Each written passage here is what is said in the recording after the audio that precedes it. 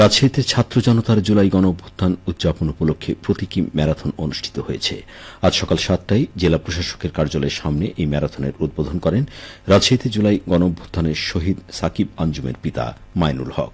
এ সময় তিনি বলেন, ছেলে হারানোর ব্যথা বর্ণনা করা যায় না।